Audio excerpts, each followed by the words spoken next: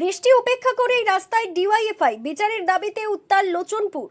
বারুইপুরে 11 বছরের নাবালিকা খুন ও ধর্ষণ ও মীনাক্ষী মুখার্জির হেনস্থার ঘটনার প্রতিবাদে এবং দোষীদের দৃষ্টান্তমূলক শাস্তির দাবিতে বৃষ্টিকে উপেক্ষা করে পথে নামল ডিওয়াইএফআই ইসলামপুর লোকাল কমিটির লোচনপুর ইউনিট কমিটির উদ্যোগে লোচনপুর বাজার থেকে সিসাপাড়া বাজার পর্যন্ত অনুষ্ঠিত হয় বিক্ষোভ মিছিল। প্রবল বৃষ্টির মধ্যেও বিপুল সংখ্যক কর্মী সমর্থকদের উপস্থিতিতে মিছিল ঘিরে তৈরি হয় প্রতিবাদের আবহ।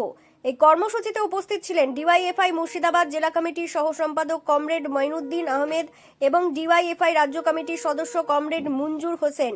প্রতিবাদকারীদের বক্তব্য, দোষীদের দ্রুত গ্রেপ্তার ও কঠোর শাস্তি নিশ্চিত না হওয়া পর্যন্ত আন্দোলন চলবে, এমনটাই দাবি ডিওয়াইএফআই নেতা কর্মীদের। গত 2 দিন আগে আমরা দেখলাম বারুইপুরের 11 বছরের একটা ফুটফুটে মেয়ে কন্যা সন্তান, তাকে ধর্ষণ করে খুন করা হলো। আমরা জানতে চাই রাজ্যের প্রশাসনিক ব্যবস্থা, রাজ্যের আইন শৃঙ্খলা কোথায় গিয়ে পৌঁছেছে। যদি তা না হয় তাহলে একটা 11 বছরের মেয়েকে ধর্ষণ করে খুন করা হয়েছে। আমরা তাদের অভিযুক্ত দোষীদের অবিলম্বে শাস্তির দাবি এবং ফাঁসির দাবির এই সময়কালে আমরা আবেদন জানাচ্ছি। এর কর্মসূচি আপনারা জানেন যে গত পরশুদিন বারুইপুরের 11 বছরের কিশোরী, সে বাজার করতে বেরিয়েছিল। বাজার করতে বেরোনোর পর সে আর বাড়িতে ফিরতে পারেনি। পরে পুলিশ প্রশাসনকে জানানোর পরেও তাকে খুঁজে না পাওয়ার পরে সেই এলাকার যারা জনসাধারণ তারা সিসিটিভি ফুটেজ দেখার পরে তারা বুঝতে পারে তাকে কয়েকজন যুবক তাকে অপহরণ করেছে। শেষ পর্যন্ত তাদেরকে জিজ্ঞাসাবাদ করা হয় এবং পুলিশের সহযোগিতা নেওয়া হয়। কিন্তু আমার একটাই বক্তব্য যে এই রাজ্যের পুলিশ মন্ত্রী সে বলেছিল যে আমাদের আইন শৃঙ্খলা, আমরা যখন সরকারে আসব তখন আমাদের আইন শৃঙ্খলা একবারে মানুষকে জানে সুরক্ষা দিতে পারে সেই ব্যবস্থা করা হবে। আমরা যখন দেখেছিলাম বিরোধী দলনেতা শুভেন্দু অধিকারী ছিল, তখন বলেছিল যে রাজ্যে যদি কোনো খুন বা ধর্ষণ হয় তাহলে সকালবেলায় আমরা জমা করব এবং বৈকালে খালাস করব। আমাদের দাবি, এই দাবি নিয়ে আমরা আন্দোলন করছি। কারণ আজ 11 বছরের কিশোরীর যে ঘটনা ঘটলো, খুব মর্মাহত ঘটনা। আবার সেই জায়গাতে দেখলাম যে মালদহের মতো একটা জায়গায় সেখানেও একটা ধর্ষণ হয়ে গেল।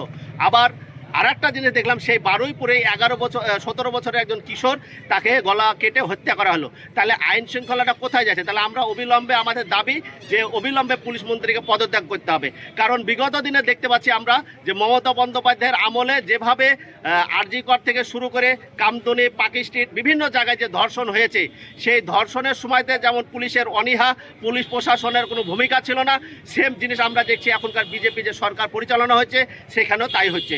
এই জন্য আমাদের আন্দোলন আজকে না, আগামী দিনও আছে। এবং আপনারা দেখতে পাচ্ছেন সোশ্যাল মিডিয়ায় বা বিভিন্ন জায়গায় সারা রাজ্যে এইভাবে আন্দোলন চলছে। আবার আমরা এই আন্দোলনের গতিকে বাড়ানোর জন্য আমরা চাইছি যে আরও যেন আন্দোলন বাড়ে, সেই লক্ষ্যমাত্রা নিব। এবং আমাদের দাবি যে যারা অপরাধী তাদের ফাঁসি দিতে হবে। আচ্ছা, কোচবিহারে মীনাক্ষী উপরে ডিম ছড়া হয়েছে, এই ব্যাপারে কি বলবেন? আপনারা জানেন যে আগে থেকে আমাদের প্রাক্তন মুখ্যমন্ত্রী কমরেড জ্যোতি বসু বলেছিলেন যে বিজেপি একটা অসভ্য বর্বরের দল।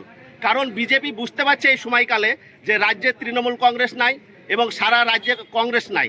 এই সময়কালে সিপিএম পার্টি এমনভাবে বিরোধী হয়ে উঠছে যে আগামী দিনে বিজেপির সঙ্গে সামনে লড়াই হবে সিপিএম পার্টির। তাই ওরা চাইছে যে এখন থেকে দমানোর চেষ্টা করছে, কিন্তু আমরা বা আমাদের সংগঠন দমানোর পাত্র নাই।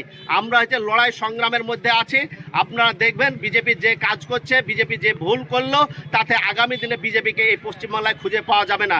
তার প্রমাণ আপনারা দেখবেন যে মীনাক্ষী মুখার্জি যাচ্ছিল আমাদের একজন শহীদ কমরেডের স্মরণ সভায়, কিন্তু সেই জায়গায় দেখা গেল তাকে যখন আক্রমণ করলো, শহীদ স্মরণ সভা বাদ রেখে আজকে এসপি অফিস অভিযানের ডাক দিল মাত্র 3 ঘন্টার মধ্যে।